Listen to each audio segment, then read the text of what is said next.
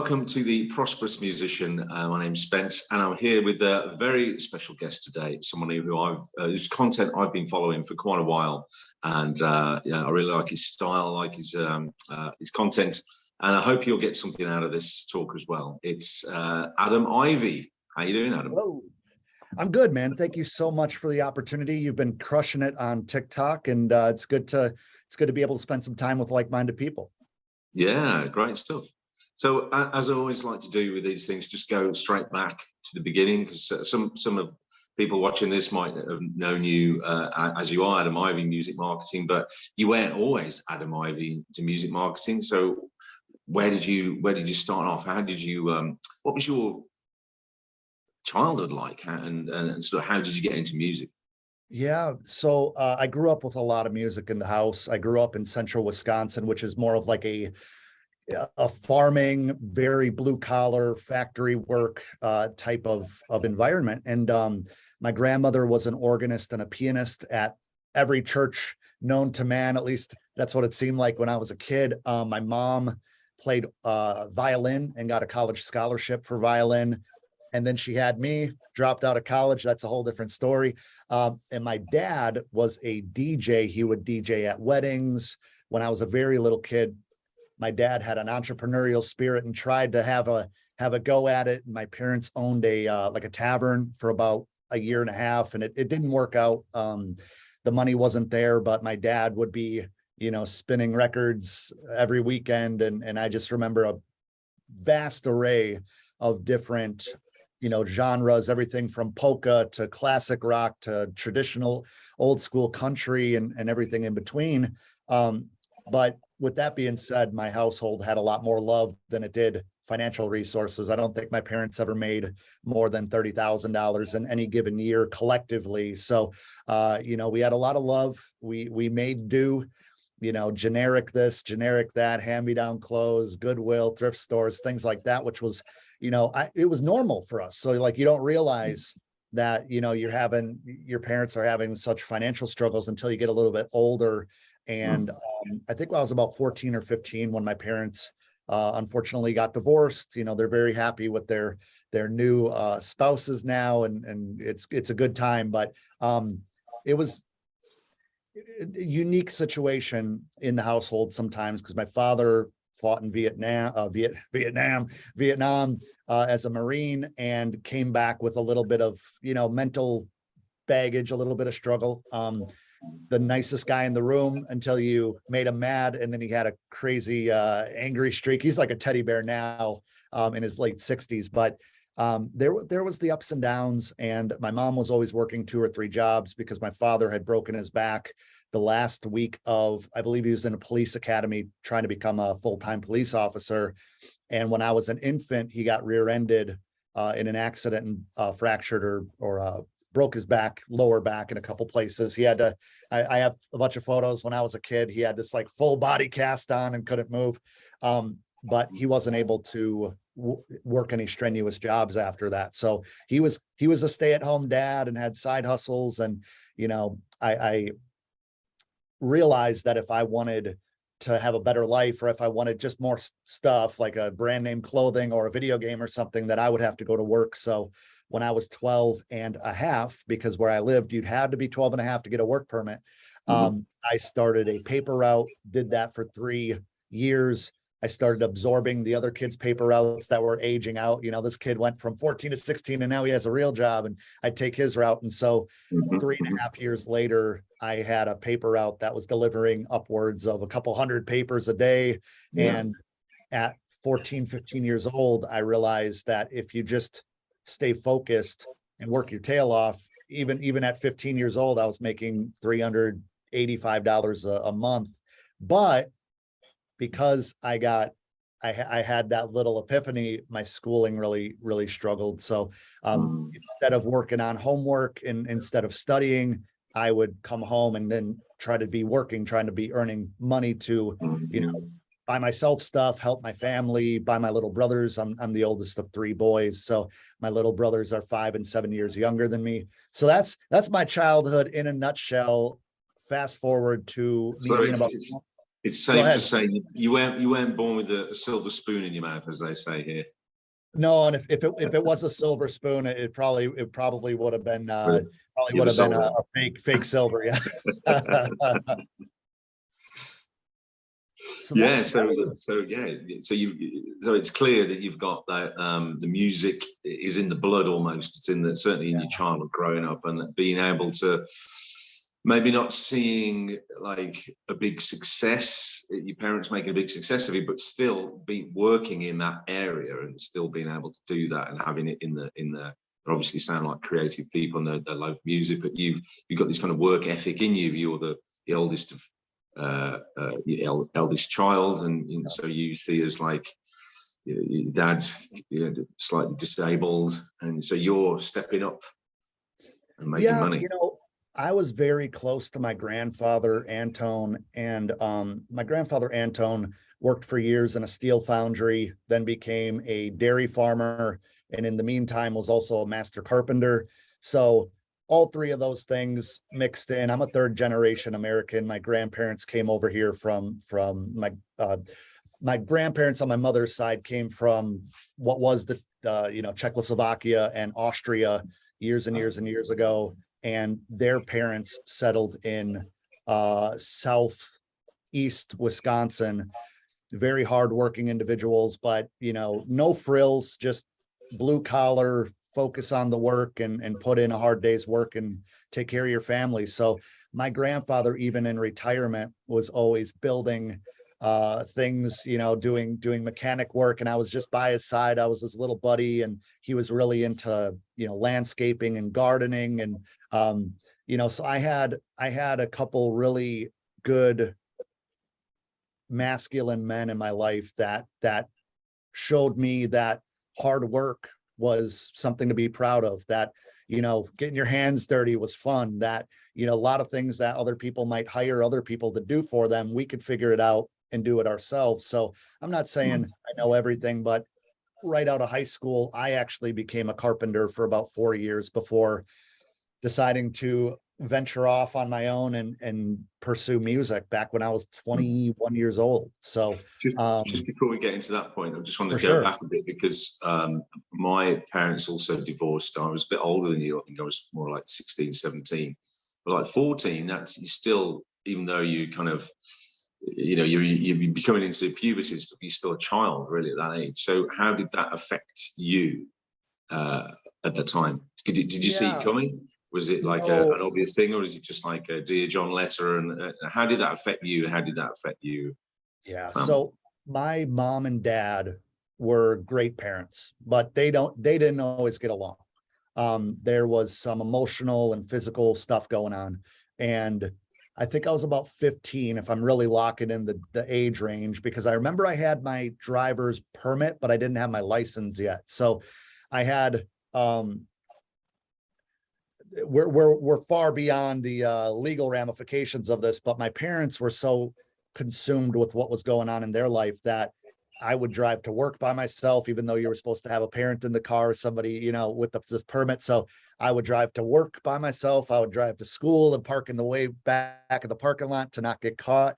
And one day I came home and, my mom was bringing all her stuff outside, and my dad was away, and she knew that if he knew what was going on, it'd be a bad time. And, that really kind of just forced me into a whole different reality. And with being the oldest child, with working my tail off to try to help the family and help myself, selfishly, I kind of just stepped up into saying, if this is going to go south and we're going to be not stuck here by any means, but if we're going to be here with my dad and my mom's gone, I got to just try to keep everybody together. And so, being the older brother, 5 and 7 years older than my brothers, I had changed their diapers. I watched over them. I walked them to school anyway. So I by no means want to say that I took on a parent role, but I took on a stronger guidance role in that. And, I think that sometimes we go through things and we don't realize how it affected us until maybe decades later, because we don't have the luxury of worrying about that when you're in it, right? It's like a survival thing. And so fast forward a year, maybe, like my father was on disability, so he had no way of paying all the bills because my mother was the primary breadwinner. And so inevitably, we had to sell all the stuff that we had. He had to sell his truck, he had to sell the boat. We ultimately had to sell that house. And I had really mixed feelings and confusion about how I was supposed to interact with these people that were always together individually.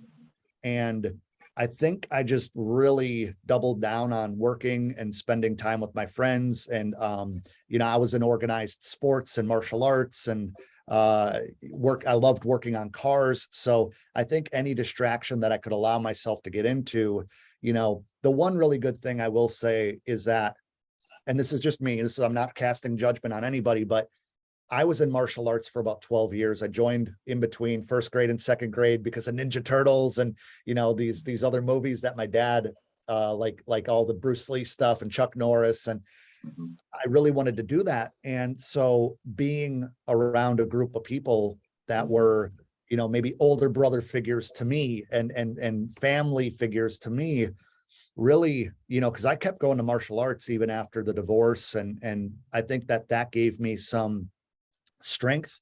And it also was a good influence because even to this day in my, I'm 37 years old. I don't drink, I don't smoke, I've never done drugs, anything like that, which again, my brothers drink, like I have no problem with it, but it just, I knew that if I could find a crutch or find something to take me out of my challenging state, that I would just become addicted to it and just anything I could do to get. So like, I knew myself well enough, even as a kid, where I was like, want to steer clear of that, the good old DARE program here, and the school liaison officers keeping us away from that stuff. I was the little nerd that, little dorky kid. I was like, oh yeah, I'll never do drugs. I'm wearing a sticker or whatever. And so it was a different reality, but I don't know if it was because of how I was raised or whatever, but like life was never easy. So it wasn't like, oh my God, my perfect life has crumbled. It's like, okay, this is like a different obstacle, a different reality. Yeah. And what kind of martial arts were you into? I was in Taekwondo, Judo and Jiu-Jitsu a little bit, but mainly Taekwondo. I was a scrawny little kid, so I was never great at fighting, but I was great at doing the forms or the katas or the choreographed, coordinated sequence of moves.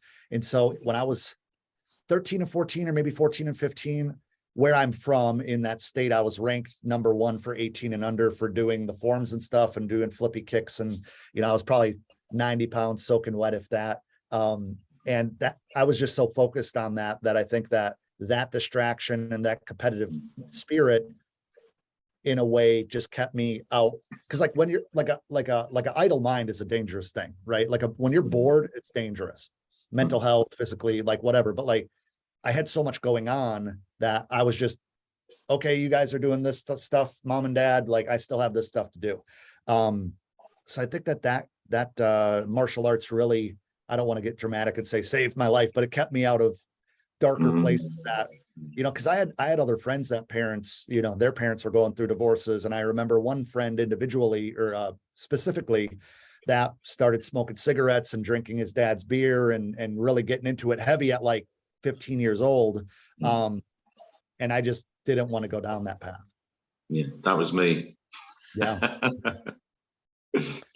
Yeah, I mean, it's so easily done, as you said. I mean, my childhood was well, there's some certain similarities in the divorce and stuff, but yeah, I think what happened to me was that I got very distracted going the other way, and although I did have some sort of positive influence in my life, it's very easy to fall in with the wrong crowd, but not even realize it until 100%. It's too late, until you realize, what am I doing?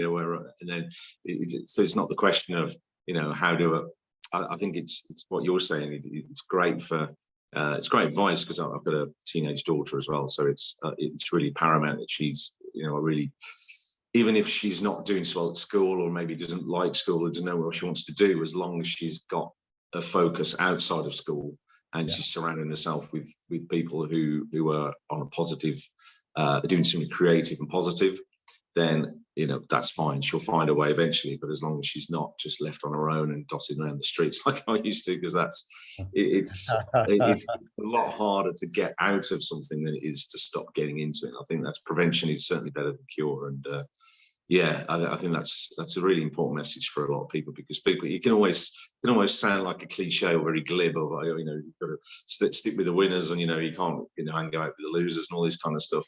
But it's so easy to do, if you're I think as a child, and I had a lot of freedom as a kid, in the 70s, I grew up in the 70s and 80s, a lot of freedom, so my parents weren't really that.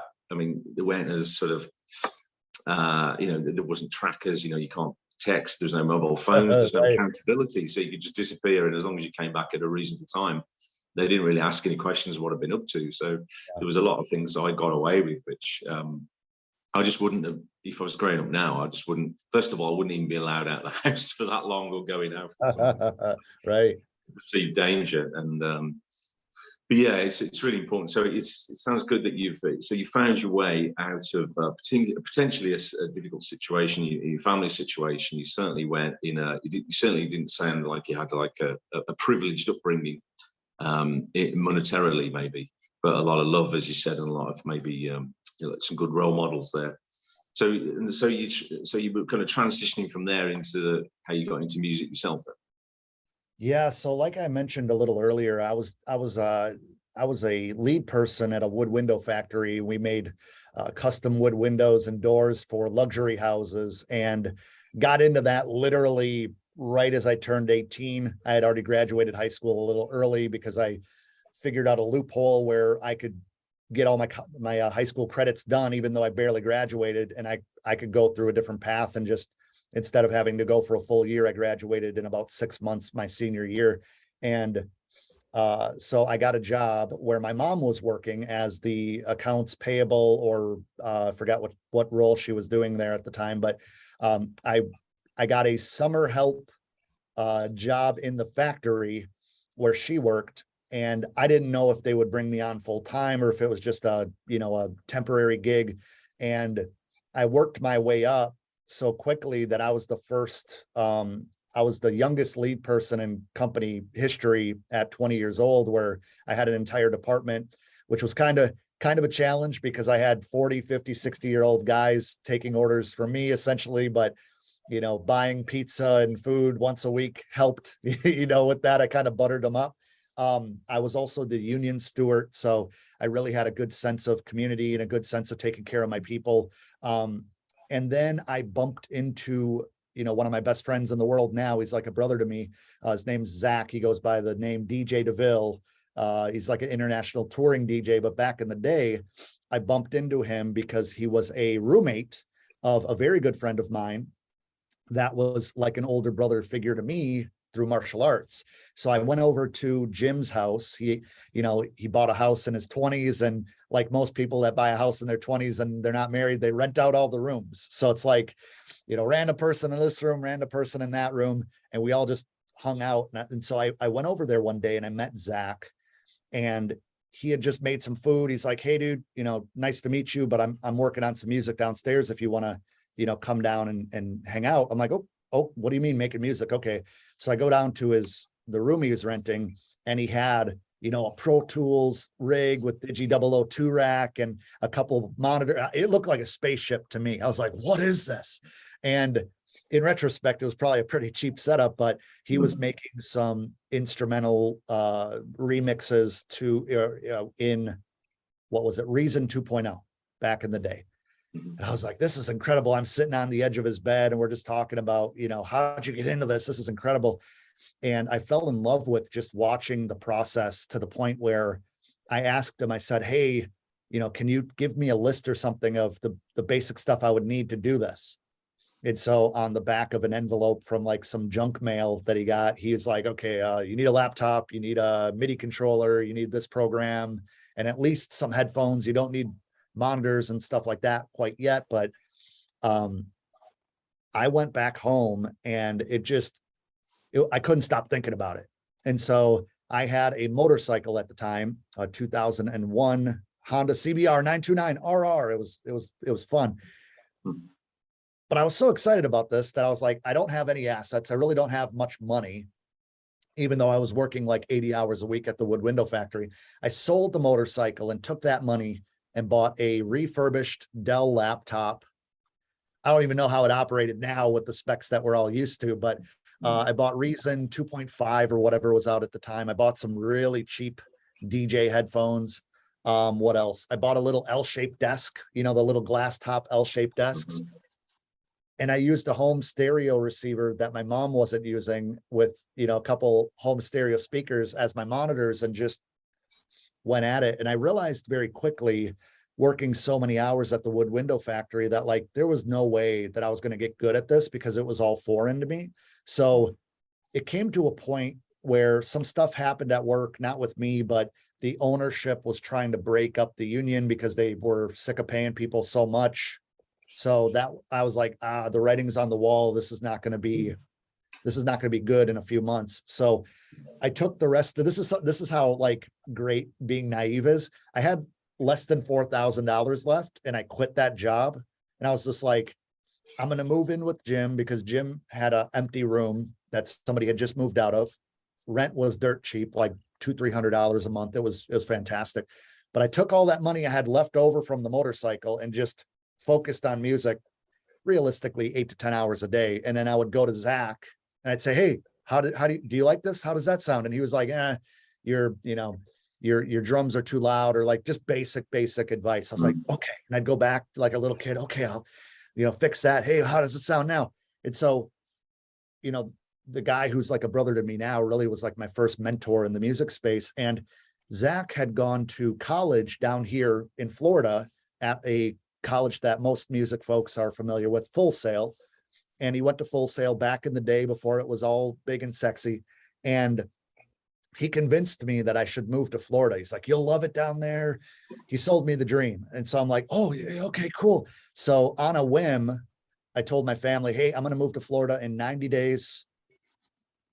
Just going to use the rest of my motorcycle money and move down there. I had a 1994 Nissan Altima with a dented fender and no hubcaps, shoved everything I could into the back. And I drove down to Florida, never even being here before. And I stayed in a friend of Zach's. His name was Marcus. Shout out to Marcus. He had like an apartment, like a really makeshift apartment in the garage that he was the house he was renting. So there's this like, it was essentially just a hot room with like enough space for me to put my stuff. And so I did that for a couple months, found a day job to kind of help me get up on my feet, got an apartment, and then just went full bore at trying to figure out how to do this music thing as a profession. And it wasn't really until I lost a job in 2009, unexpectedly. I mean, the housing market, everything was crashing in 07, 08. And it finally caught up with this business that I was working for. It was a wire, rope, and rigging company. I was the shipping manager, then worked my way into assistant manager because my personality, they said, aligned really well with sales. So I went from shipping to sales to assistant manager. And then one day I didn't have a job. And all the hobby stuff I was doing with making beats and selling it to artists locally and working for free locally and doing a ton, I didn't mention this, but a ton of graphic design because I was doing stuff for Zach, and then other people started asking me for work. I made a decision. I said, I have a little bit of money, not much, but a little bit of money. I need to figure out how to do my own thing full time, because I thought that job I was working, making $15 an hour, whatever it was at the time, I thought that was going to be a career. I actually kind of stopped thinking about music. And I was like, you know what, I'll still make music. It'll be a hobby, but this is like, I can really build a stable career, because coming from a blue collar background, $50,000 or $60,000 a year sounds really good. And I'm like, I think I can do that. Maybe 80 someday if I'm, I move way up. And then the rug was pulled because of the way that this place fired us all. We didn't get any unemployment benefits, so no money coming in supplemented. And I said, you know what? If this music thing, if this graphic design thing, if all the little hustles won't be enough to make rent, won't be enough to keep my car.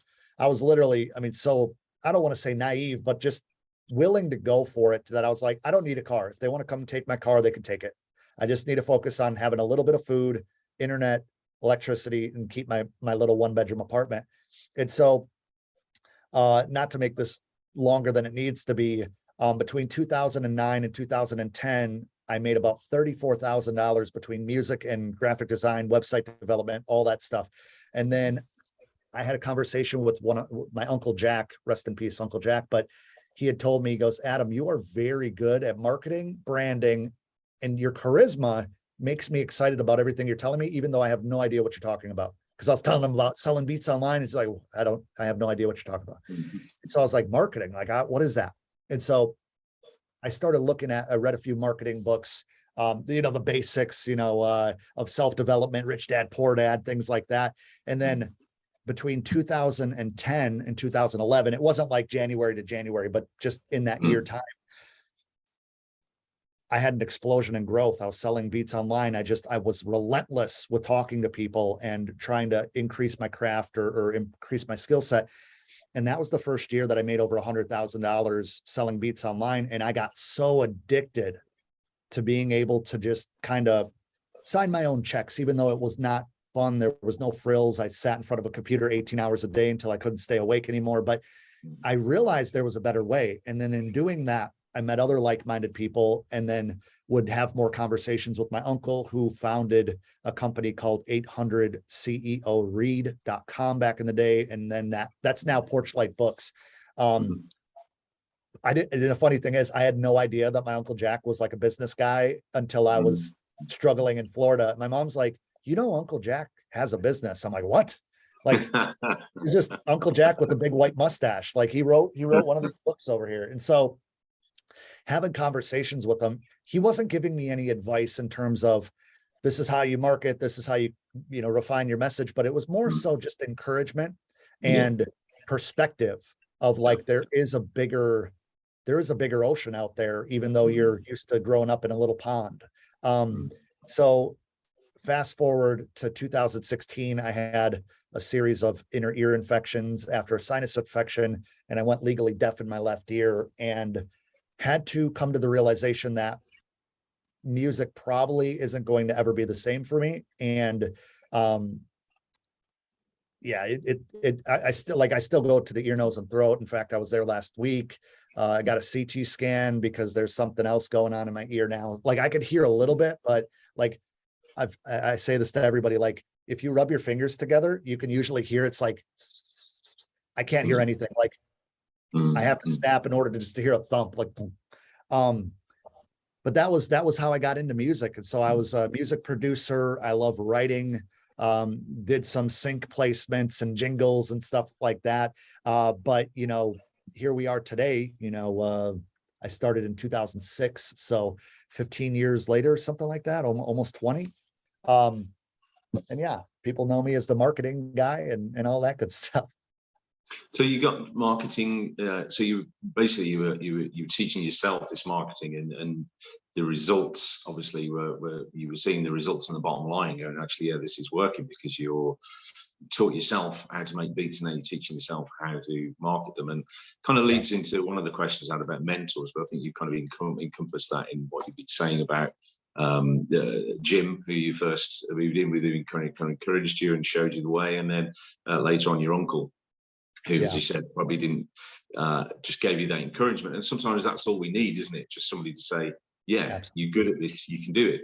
I'm not going to do it for you. I'm not going to give you this massive push, but you just to be acknowledged and seen by somebody who's in that kind of area that you're aiming at, saying, yeah, you can do this, is enough to give you that kind of permission almost, because sometimes that's all we need, isn't it? Permission to do it, to try it.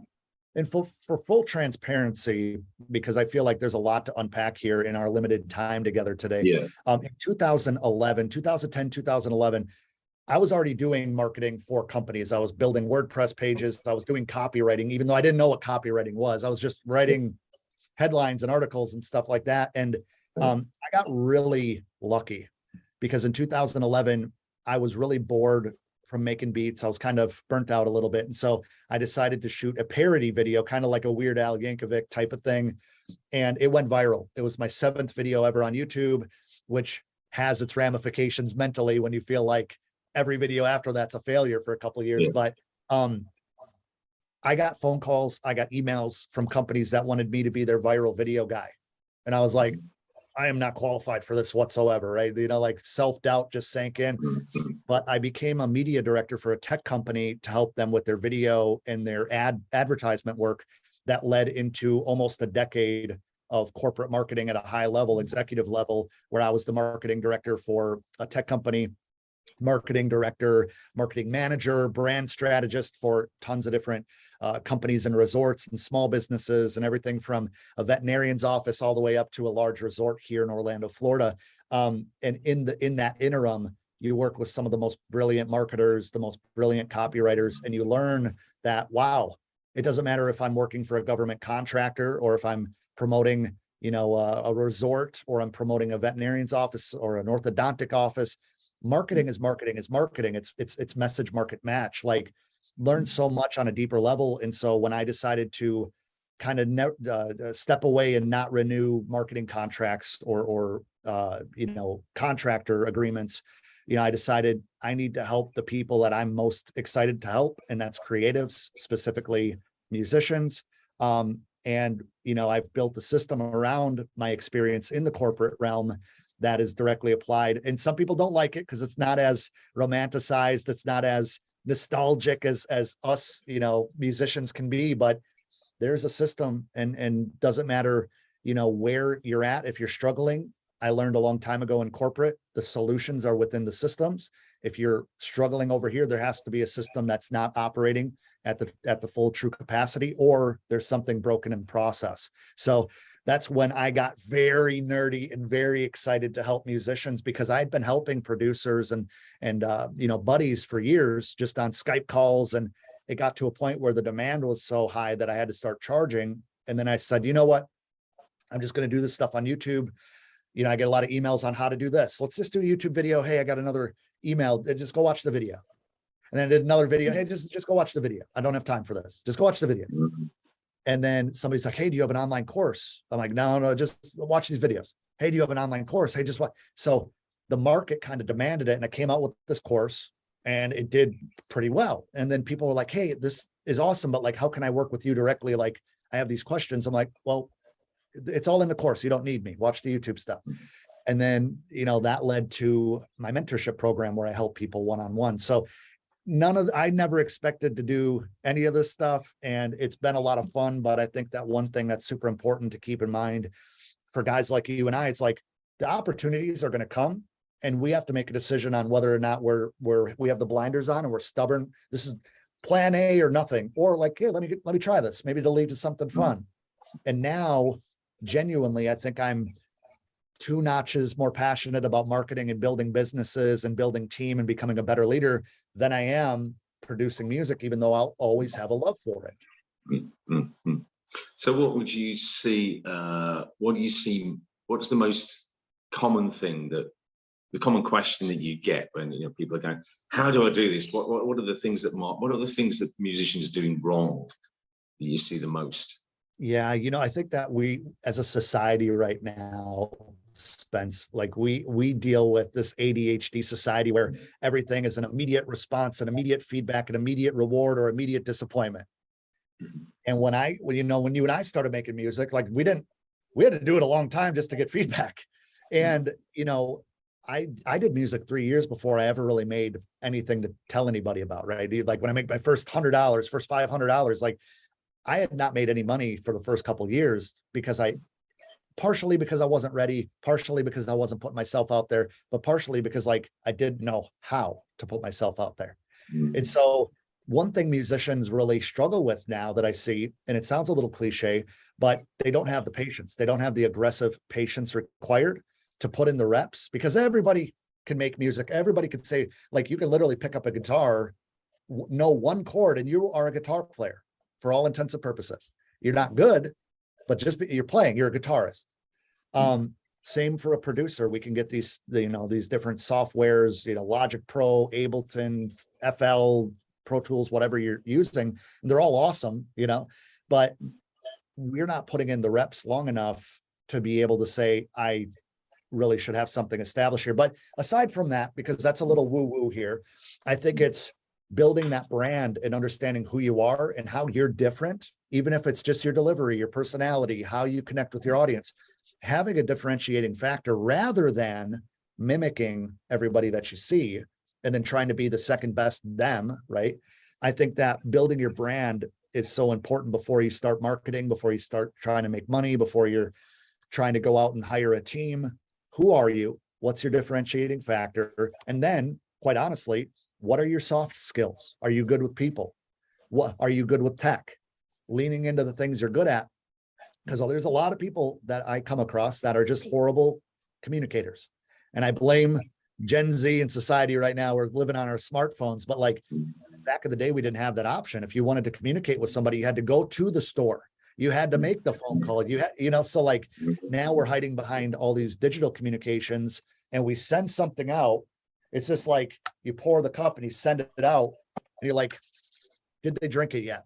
Did they drink it yet? When are they going to drink it? The beverage is getting cold or it's getting warm. Like, and you're not focused on the other steps to serve people in different ways.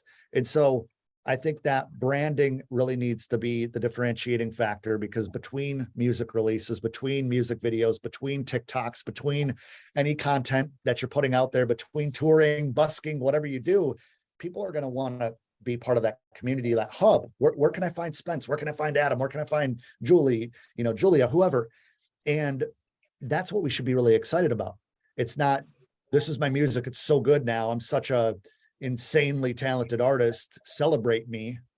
It's like, how do we celebrate together? Because a leader is required, and I say this a lot in some of my content, but it's like a leader is required to build a following, because without a leader, there's nobody to actually follow. It's just a term for a task on a platform. Subscriber, follower, whatever that might look like, patron over on Patreon. But how are you delivering?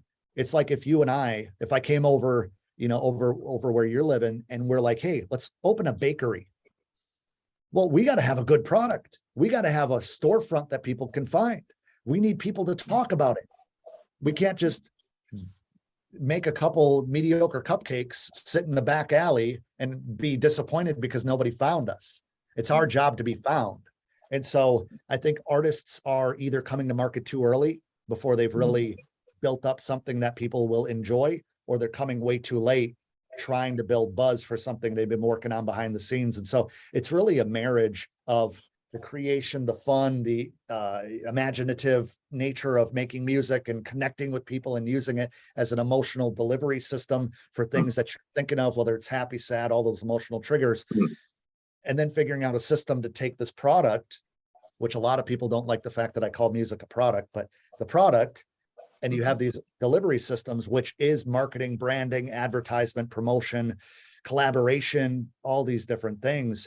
And I think that it's intimidating for people. And it was intimidating for me too, very intimidating. And you just have to kind of, instead of the scope or the vision of, I have to do this, it's like, I get to do this, which I think is so powerful. And even the team and I, we have 7 salaried employees for the marketing education business now. And we get together with almost daily meetings, not every day, but they're all, well, most of them are here. A few of them are remote, but we say, we get to do this. How do we get the opportunity to help people today?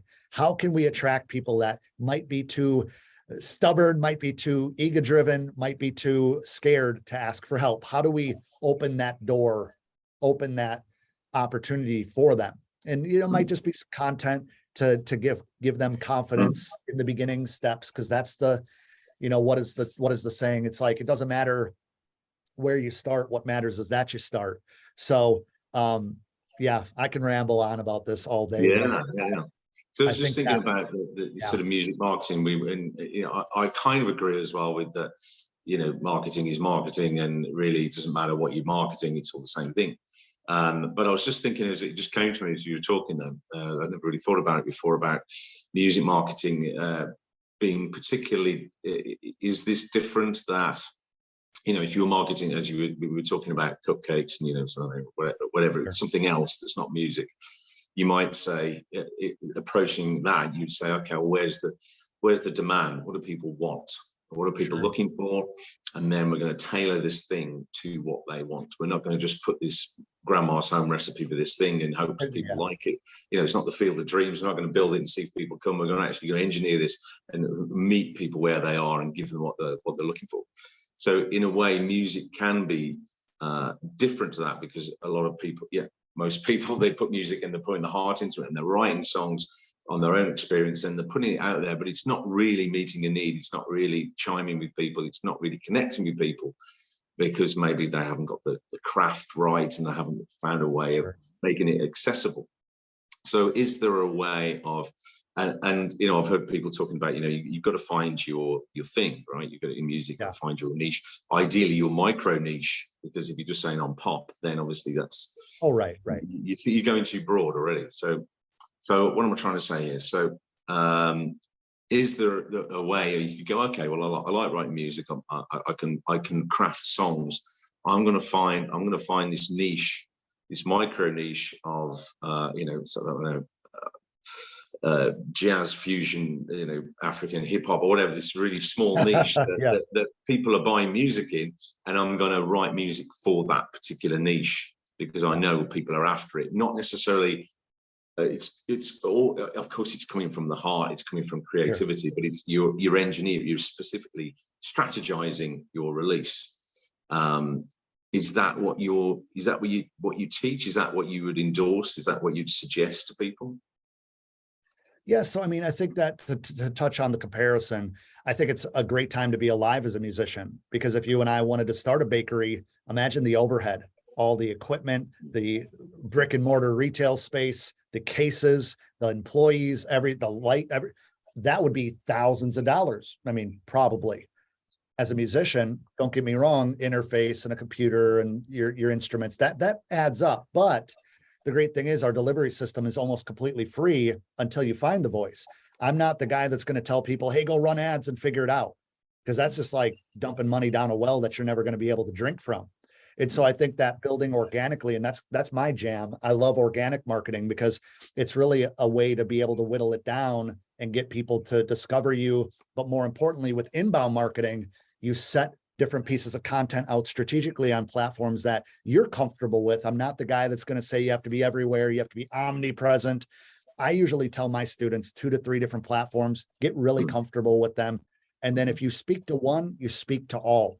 And what I mean by that is when you do find that key indicator that, wow, like these people are really resonating with my music, whether it's that jazz, African, drill, trap infused, whatever it might be as a niche genre or a niche experience. There's in the corporate realm, there's business to business, B2B sales, there's B2C, business to consumer, direct to consumer. We're in the people to people, human to human business. So that's what people resonate with. It's like, okay, Spence is good at XYZ, Adam's good at XYZ. There's a lot of people on YouTube that don't like my approach because I come off too coachy and a little bit tough love sometimes, but I was in competitive sports for so long and I had my dad and my grandpa, and that's how I learned. And that's how I really had things, sink in. So I am to my audience what my mentors and coaches in the past have been to me. And there's going to be people that don't like that.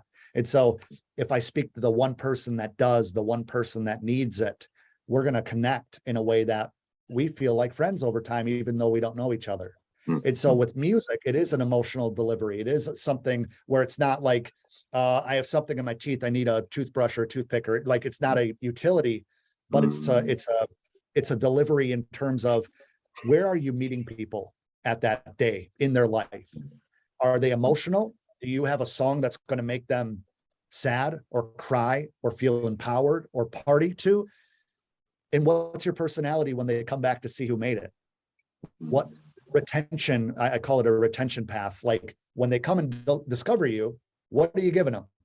Because if it's just hollow, then they're going to like your music, but like there's no connection.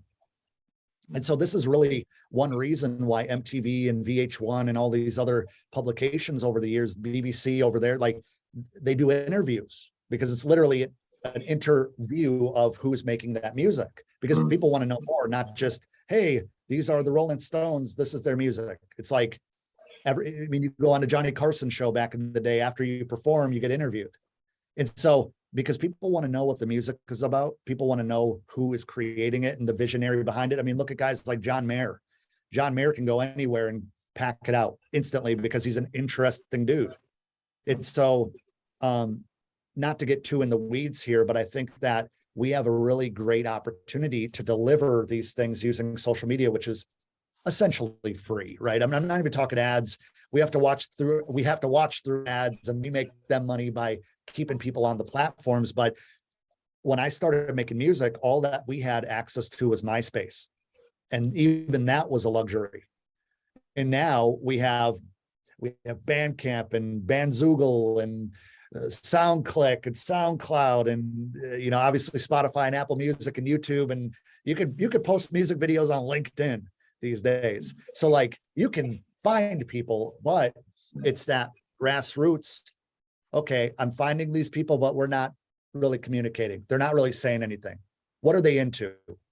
If this is like coffee shop type music, well, maybe I should find people that are interested in coffee shops and find people that are into that certain vibes, right? Obviously, the easiest way, anybody watching this, listening, the easiest way to find your people is figure out where your music lands with already currently successful artists in some regard. Doesn't have to be a big artist, but just some success.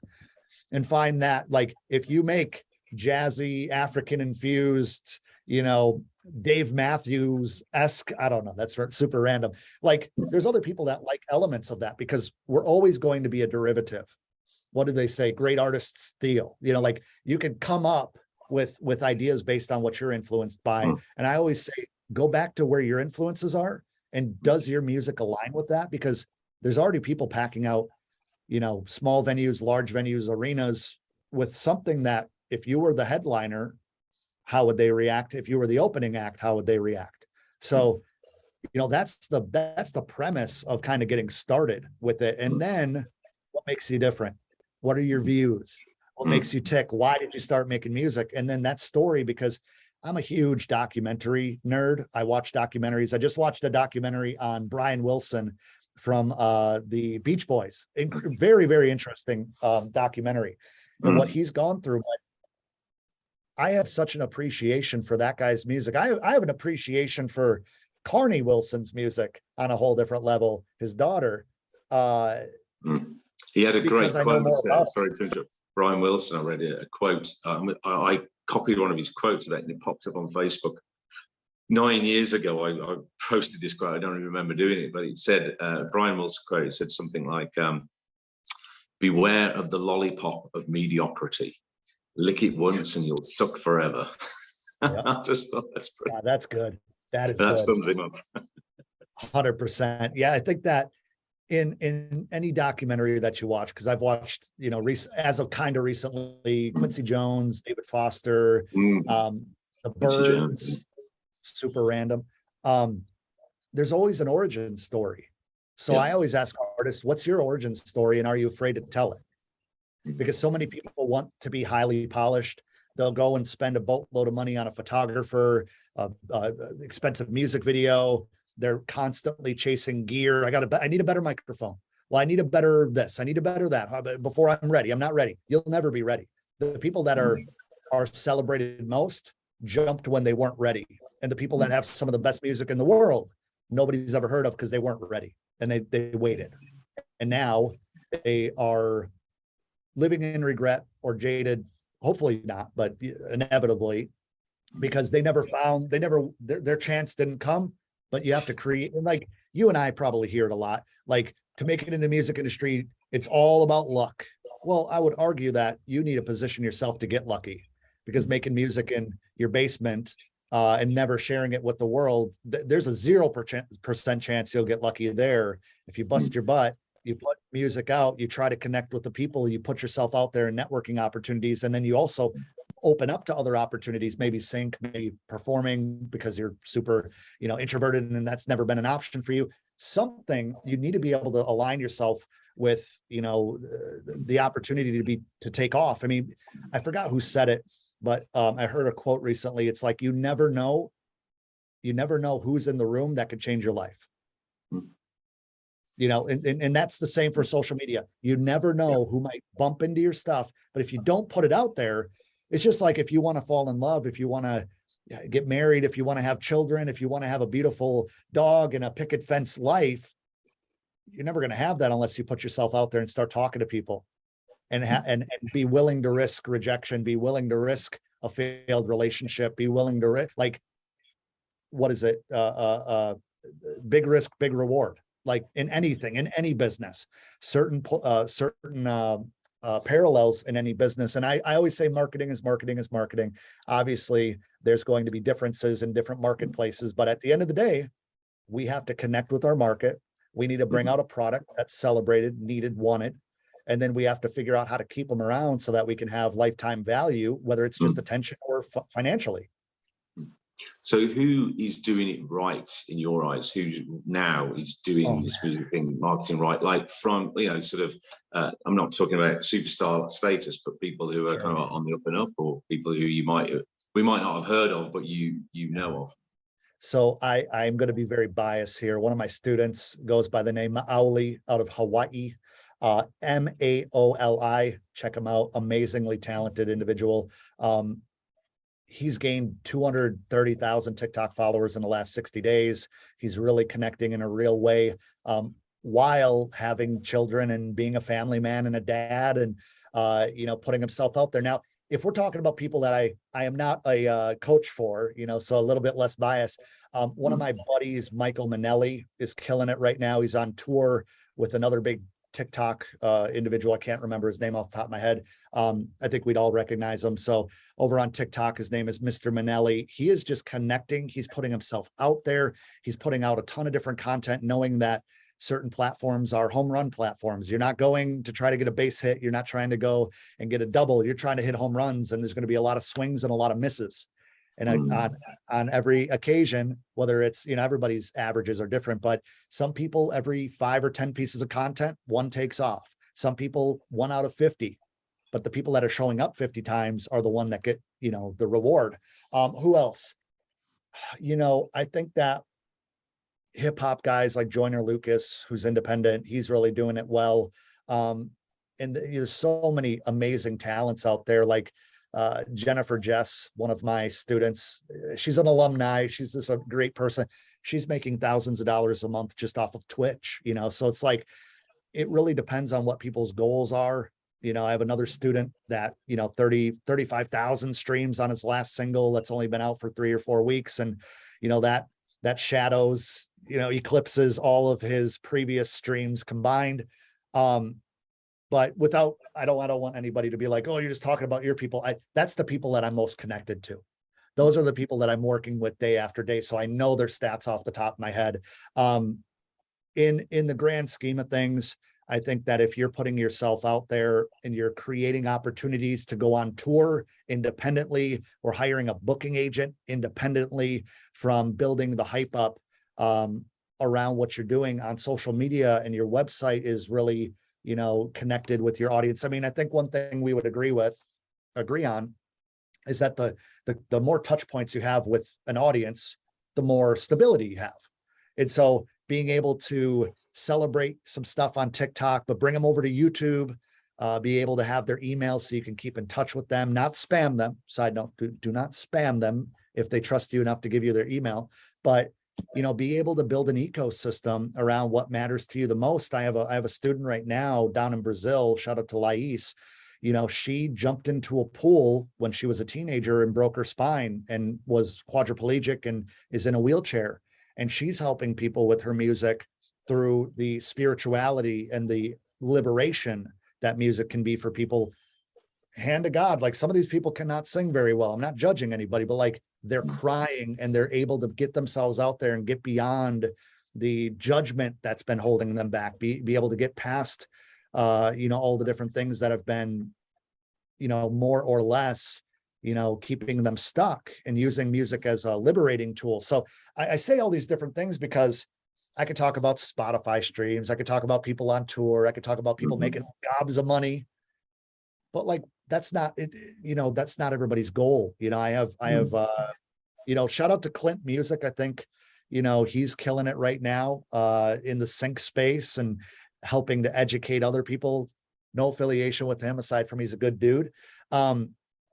it's really, what we want to do. I think that a buddy of mine, Superstar O, he's a producer in the producer space that has resources for producers. So he's killing it on both sides.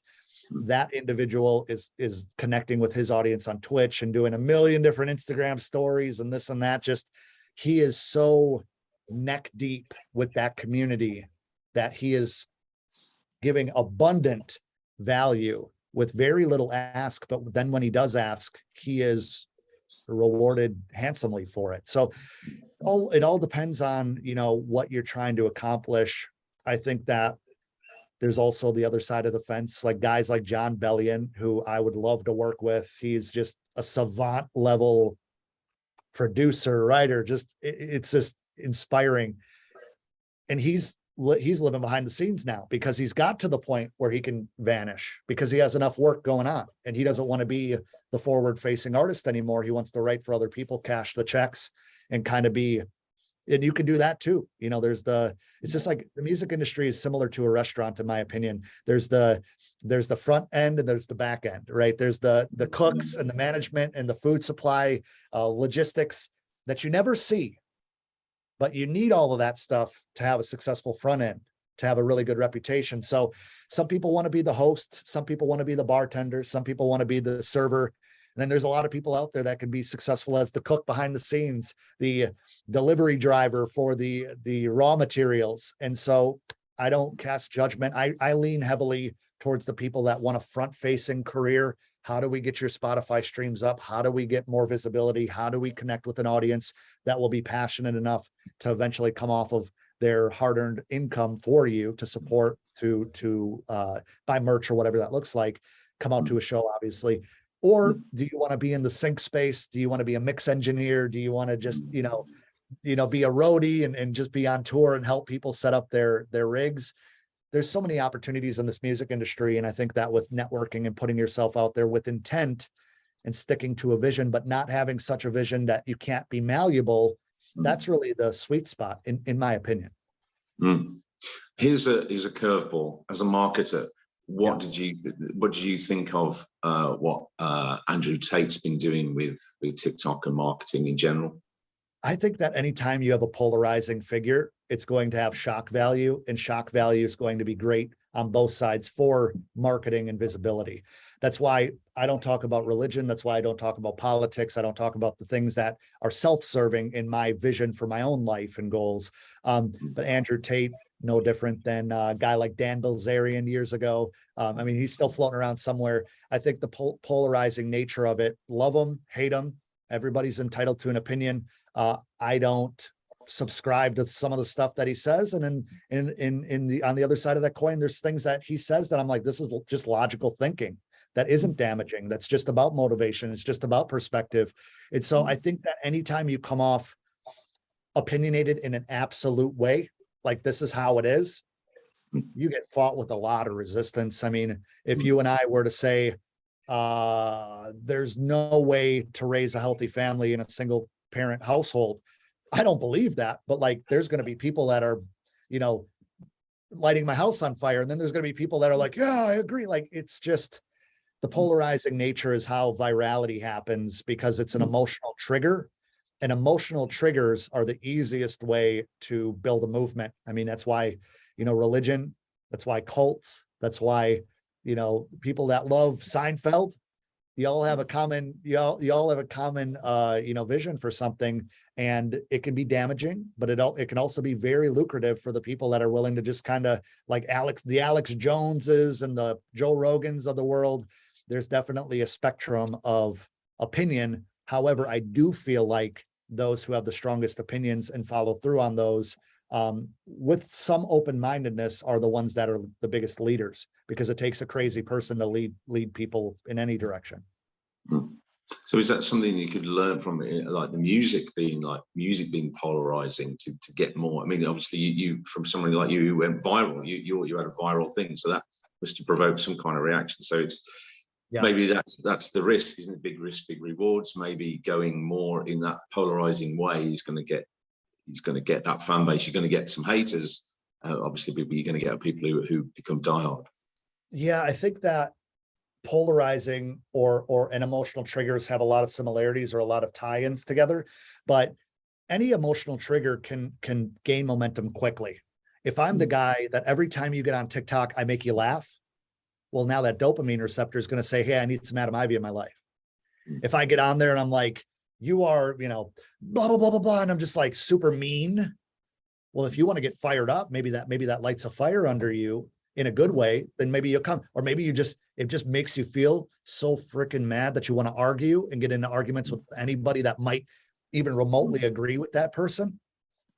That's a calling, excuse me. So, and the same goes for cute puppy videos and people coming home from war, or a child that can hear for the first time in his life because of some crazy technology that's afforded to him now. It makes you feel. It's so riding the middle, being mediocre, playing scared. Unfortunately, there's a huge pool of mediocrity that most people are swimming in because they're afraid to actually put their opinions out there. They're afraid to be brave. And so Andrew Tate, Kanye is another good one. Kanye says one thing and it's on every major news station. It's just like, oh, he's just talking about not wanting to do business with these companies anymore. Like, that doesn't affect my life whatsoever. But there's a huge difference between being offended and being affected. And I think that our society is like really blurring that, differentiating aspect, because a lot of people are offended. But then if you boil it down and you ask some questions, they're like, that doesn't affect my life at all. Like, I don't care what the celebrity's doing. I don't care who Andrew Tate is because it's not affecting my life whatsoever. It's just a dude running around. And to be honest, doing a little bit more research, hopefully nobody, wants to persecute me for saying this, but like Andrew Tate in every regard is a very driven, competitive, successful person. His scope and his vision, his reality is different than every single one of us. I heard a quote somewhat recently is, it's incredible to believe that you are a different person to everybody you interact with in life. Because the perception, like you and I know you for TikTok. I know you for the connection points we've had. I don't know you as a father. I don't know you as where you were 10 years ago. Same for me. So I think a lot of people can take things from face value without knowing who the person is behind the scenes, when you turn the camera off, when you don't have the sunglasses on. And I think that some of that gets lost in translation. And so I am the person that, whether you love it or hate it, I say you need to be selfish for you and your family. You need to focus on you and your family's well-being, because if you can provide for them, you can provide for others. Just like, the guy who's broke and he's a total asshole will be a huge asshole if he has money. The guy who's super kind, passionate, sweet, selfless with no money will be a saint with money, because he'll be out to do the same, but with a resource that can touch other people's lives. So, with the education stuff, we're trying to change people's lives. With the money that it makes, we're trying to change people's lives. And yeah, I think that being happy, being fulfilled in what you do, and finding freedom within that is the ultimate goal, no matter what it looks like in your life. So, you're putting yourself out there. You're the face of your company. You're the name of your company. So it sounds like you've got no problems with being the face of that, and being quite happy to be front of house, as it were, if we're using the restaurant analogy into that. So there's a lot of people obviously have benefited from working with you, and you put a lot of free content there for people to digest and use as they want. But what happens, obviously, but there's also people coming after you as well, and haters. So, how do you deal with that? That's bound to happen. As I have gotten older, I've let it wash off my back a little bit more, because there's a lot of hurt people out there that are looking for scapegoats. There's a lot of hurt people that might see one thing and then all their alarms go off, and they hate an aspect of themselves or hate the aspect of somebody else that you might remind them of. Like I said earlier, my coaching style is very matter of fact, this is how I teach. A lot of people want the rainbows and unicorn stuff, and there's plenty of people that teach that, and that's fine. Just like if you could be in a room with 150 women, if you're a man looking for a woman, like if you're not, cool. But if you're in a room with 150 women and you're looking for a proper suitor for your life, for whatever goals you have, well, ideally you'd have to sort through a lot of these. Not everyone's going to be a perfect match. So just because somebody doesn't align with your religious beliefs or your goals, maybe somebody wants kids, maybe somebody doesn't, maybe you do, maybe you don't, doesn't make them wrong. It just makes them different. And so as I've gotten older, I kind of take on the Alex Hormozy way of thought, where it's like, think of yourself at your funeral, right? How many people are going to show up for your funeral? And then how many of those people would show up if it was a rainy day that day? Those are the people that matter the most. There's going to be people that hate the fact that I have a paid program. Oh, he's fill in the blank, right? He's taking advantage of artists. Like I've heard it all, right? But a gym's not taking advantage of somebody that's out of shape because they provide the resources. A doctor's not taking advantage of a sick person from trying to genuinely help them. A college, I think you guys call it uni over there, they're not taking advantage of somebody if they genuinely want to learn a skill and move forward. So, we feel really good about what we do. I did music, making 6 figures for 8 years. I'm a former full-time music producer because I also have 2 other businesses. The people on my team have music experience. Zach has, produced for Steve Aoki and Skrillex and Diplo and Lil Jon and everywhere down to the random example of LeAnn Rimes. Shout out to LeAnn Rimes. It's so like, we're here to help provide the tools and the guidance, because some people are great at utilizing tools. Some people are great at taking guidance, taking coaching. Then there's people that aren't. They're stubborn. Lord knows I'm a Taurus. I'm super stubborn myself, and it took me years to ask for help. But there are going to be haters no matter what you do when you put your face out there. And the bigger you get, the more resistance that you might find. It's just looking at the pool of people that you are helping, looking at the pool of people that do something with what you're doing, whether it's listening to your music, Lord knows there's people that do not like any artist that the rest of the world celebrates. There's people that hate the Beatles. There's people that hate the Rolling Stones. There's people that hate random Michael McDonald, right? So, it's like, I'm not for everybody, you're not for everybody. And like, just the people that we're not for now have a resource by being able to create an account in 2 seconds with no face, no real name. They might not ever check the email that they signed up for. And then they could try to do something to bring me down. And you need to focus on the people that you're trying to bring up. And it's hard because, one thing I kind of glossed over is, as a poor kid, I got beat up a lot. I got my nose bloodied. I got my clothes ripped. I got chased down on the playground. I got spit on. I got made fun of.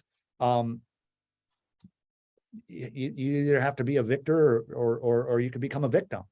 Like, there's no other path in life. Either you deal with the experiences and you do something with them, or you become a victim of your environment. And it's just a weird perpetual loop that a lot of people run into, unfortunately, where it's either they don't feel strong enough to have a voice, stand up, get out of that experience, or they do, and they're the crazy one that breaks the cycle in their family. I'm trying to be the one that breaks the cycle, not only in my family, but the people that are on my team and the people around me, and hopefully people around the world that might find one gem in a free video that I did 3 years ago, because things change rapidly.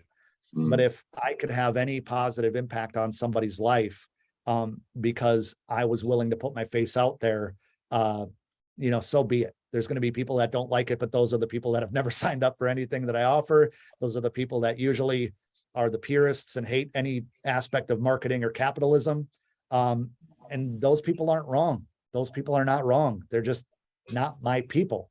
It's go live your life. Go live your life. Let other people live theirs. Feel free to leave feedback, but don't get upset if I block you. Block and move on. That's about it. Yeah. I've got a question here which I've never really asked anyone. I'm not even sure what I think it means myself, but maybe you can interpret it how you want. Sure. So what is a hill you're willing to die on when it comes to, it can be anything, music, life, anything? Yeah, I'd say my family and close circle, my team. They're just such great people. Obviously my family, I'm the guy that wants to have 4 or 5 kids. We don't have any children yet, but I want to be a dad. I want to be able to experience the things that I might not have been able to experience with a mother that worked 3 jobs and a dad that, was a little bit temperamental at times, and so focused on taking care of the household that might not have been able to do the things that I as a kid would have hoped for. And we all go through our stuff, but I don't compromise my integrity. I don't compromise my character, and that's right, wrong, or indifferent. I believe in what we're doing. I believe, I don't think I've said this publicly, maybe once. We're about 9 months away from my program being nationally accredited here in the United States, to where anybody that goes through our program would get college credits towards an actual degree, which is something we've been working on for close to 18 months. And there's a lot of things that I never even thought of, but as someone who wants to be a leader, as somebody that wants to help people genuinely, whether it's paid or free, I'm willing to go to bat for those people. I'm willing to go to bat for what I believe in. I'm willing to go to bat for my team. And that's beyond the music stuff. That's beyond the music marketing stuff. Like, I have a laser tech business as well that I'm sure we could talk about for an hour. And that team is like family to me too. And, and who we're helping, because if you can change lives, if you can have that ripple effect, that's how you build somewhat of a legacy. And, I'm trying to break the cycle of poverty and break the cycle of, limiting beliefs that I was raised to believe as factual. It's a great answer. And that's great that you're getting accredited. I mean, that's pretty cool. So it's kind of more of it's still a process as well. Yeah, as well as that. And there's goals, there's milestone things, there's, mountains and hills I want to climb in the future. I want to, write a book or several. I want to be a speaker. I want to, I have a nonprofit called the Adam Ivy Foundation, where we set it up to benefit children that don't have the resources to be creative. It doesn't have to be music, but we really want to serve underprivileged children with some of the profits from the businesses, and then eventually donations from sponsors and whatnot. Because as a kid that didn't have a whole lot of resources growing up, that love, that support, that, yeah, you can do it, I believe in you, that went a long way, even when my parents had no freaking idea what I was talking about. And I think that there's a lot of children out there at no fault of their own that don't have that support, that don't have resources, that don't even have access to a home computer or drawing materials, music materials. And so I think that being able to bless future generations from the blessings that we've been able to manifest for ourselves, that's really, money's cool. Don't get me wrong. I want to make a lot of it so I can serve a lot of people at a high level. But at the end of the day, it's like, I want to have a positive impact and don't want to ever be known as the greedy, capitalistic pig, even though I think capitalism is great when you're building a business. But yeah, man, I'm trying to figure it out, as we go myself, but being a good leader, being a good husband, being a good friend, father, eventually, those are the things that are on the top of the podium for me. That's great. Well, it's been great talking to you, Adam, and finding out more about you, and finding about getting some real context on on the man behind the message, if you like. And so yeah, let's wrap it up with a fun fact about yourself that maybe you've never told anyone. Oh, good Lord. I got some weird ones. I was born with a heart murmur. Like, what's fun though? That's not a fun fact. What would be fun? This is a good one. We'll need to do another podcast. Fun fact, I do not eat gluten because I have a Hashimoto's disease, which is a thyroid issue. So based on that, and we could talk about that for another 30 minutes. Definitely not a fun fact, but a fact about me is that I have a hypothyroidism, which affects my mood and affects my energy and affects my hormonal levels and all that good stuff. But a fun fact, here's a fun fact. I was a certified personal trainer in 2008. We didn't talk about that. So yeah, fitness, sports, working on cars, working with my hands in a woodworking sense, that's all passion to me. So it's so ironic that the vast majority of my time is staring at screens now because I love working with my hands. Yeah, man, that's a decent fun fact. If I come up with another one, I'll save it for the next time we talk. Yeah, great stuff. Well, that's a great place to end. And yeah, really thank you for your time. There's been some gems in there. I've certainly learned a lot.